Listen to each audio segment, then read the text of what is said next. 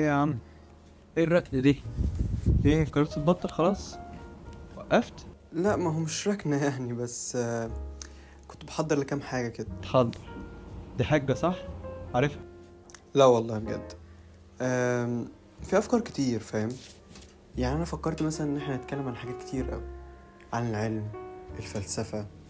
فكرت كمان إن احنا نتكلم عن التاريخ، الجغرافيا، عن ناس غيرت حلو العالم، أوي. الحاد، أكشن، حاجات كده، فاهم؟ يعني موسوعة بمعنى أصح. تعتمد موسوعة. بص، هو مش قوي، بس حاجة كده عاملة زي كبسولة مثلا. احنا ممكن كمان نسمي البرنامج كبسولة أصلا. برنامج بيديك جرعة معينة عن حاجة معينة كل فترة كده. يعني كل مرة في جرعة معينة لحاجة معينة انت هتستلمها أو تاخدها. حلو أوي. فلسفة، علم، تاريخ، جغرافيا، زي ما اتكلمنا كده. أنا حتى فكرت إن ليه لأ ما نحط تصوير سينمائي ونصور حاجات سينمائية كده. حاسس الموضوع هيكون كده نقلة، حاجة تحفة لا يعني. حلو أوي. ايه رأيك؟ لا أنا هنفذها على فكرة، يا عجبتني ولا. جدا. طيب ماشي، والبرنامج القديم مات؟ لا يا عم، حي يرزق وهيرجع موسم تاني كمان.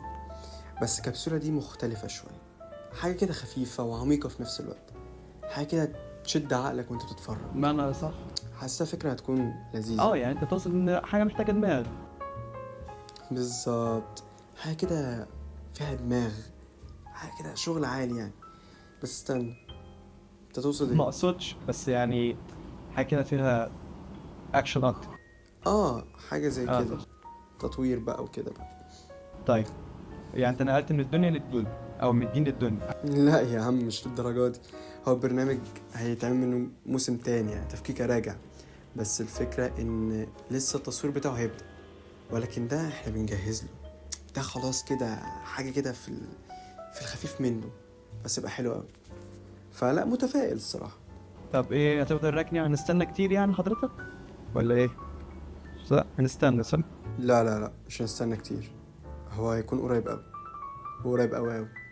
و لا، هيبقى حاجة تقيلة تقيلة تقيلة، حاجة كده من الطراز الرفيع. هنشوف. اتقل اتقل انت عشان امان.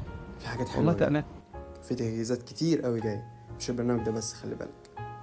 ف الركنة دي كان لها يا سبب ولد. برضه.